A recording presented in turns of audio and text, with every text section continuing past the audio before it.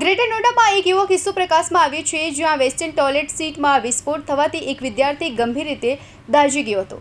Sector 36થી નોંધાયેલા આ કિસ્સામાં જ્યારે વિદ્યાર્થીએ પાણી ફ્લશ કર્યું ત્યારે અચાનક વિસ્ફોટ થયો અને આગ લાગી। મીડિયા રિપોર્ટ્સ અનુસાર વિદ્યાર્થીના શરીરનો 35% ભાગ બળી ગયો છે।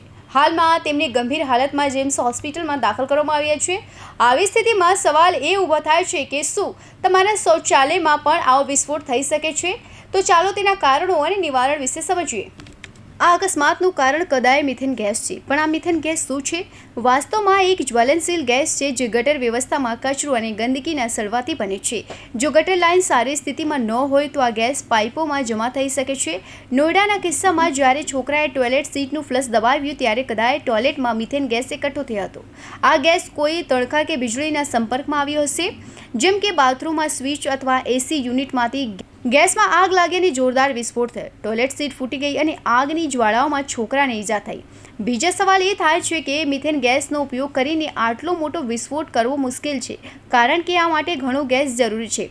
આનો જવાબ એ છે કે ટોયલેટ પાઇપ કાં તો ભરાઈ ગઈ હતી અથવા કાંથી લીકેજ થઈ રહી હતી। આવી સ્થિતિમાં શૌચાલયમાં મિથેન ગેસ એકઠો થયો અને તેથી વિસ્ફોટ થયો। જો આ બાબતોની પુષ્ટિ હજુ સુધી થઈ શકી નથી। ગ્રેટર નોઈડા એથોરિટી આ મામલાની તપાસ IIT નિષ્ણાતો દ્વારા કરવાનો નિર્ણય લીધો છે અને ત્યારબાદ જો વાસ્તવિક કારણ જાણી શકાશે।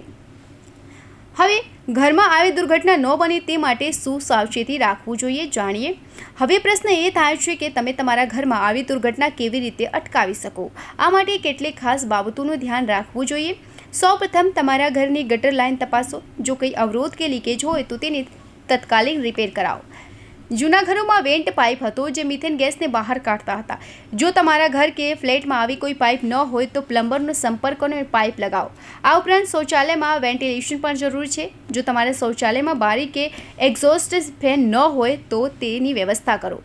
આના કારણે ગેસ બહાર આવતો રહેશે ને એકઠો થશે નહીં। ઉપરાંત કર્યા પછી પણ શૌચાલયનો દરવાજો ખુલ્લો રાખો જેથી હવા અંદર કે બહાર વહેતી રહે।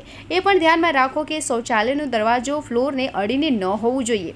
ફ્લોર અને દરવાજા વચ્ચે થોડી જગ્યા હોવી જોઈએ જેથી ગેસ અંદર જમા ન થાય।